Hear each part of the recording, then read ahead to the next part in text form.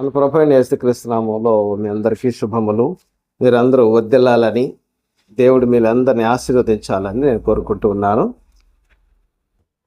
మోషే ద్వారా ఫరోతో దేవుడు ఒక మాట చెప్పాడు. ఏ మాట ఒకసారి ఆలోచిద్దాము. చూడండి, నిర్గమకాండము 9వ అధ్యాయము 13-14 వచనాలు చదువుతున్నాను.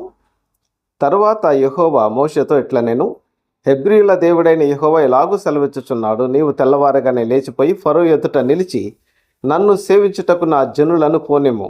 సమస్త భూమిలో నా వంటి వారెవ్వరునూ లేరని నీవు తెలుసుకొనవలెనని ఈసారి నేను నా తెగుళ్ళన్నీయు నీ హృదయము నొచ్చినంతగా నీ సేవకుల మీదికిని నీ ప్రజల మీదికిని పంపెదను అన్నాడండి.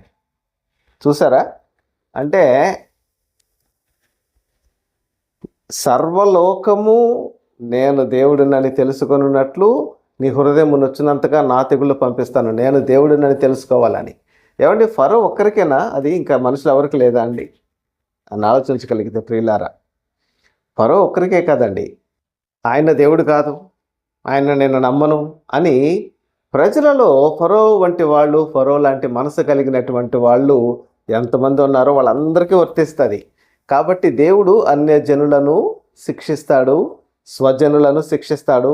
మనుష్యులు అనేటువంటి వారందరినీ కూడా ఆయన తెలుసుకోవడానికి నిర్ణయ కాలాన్ని ఏర్పరిచి ఆయన పొలిమేరను ఏర్పరిచాడు, తగిన సమయాన్ని కూడా ఏర్పరిచాడు. ఆ సమయంలో నువ్వు తెలుసుకోలేదనుకోండి, ఆయనను తెలుసుకోవడానికి ఆయన తెగుళ్ళన్నింటినీ పంపించేటువంటి అవకాశం ఉంది. ఫరోకి పంపించాడని నాకు పంపించాడంటే ఫరో కంటే గొప్పడవు నువ్వు, నేను గొప్పడినా.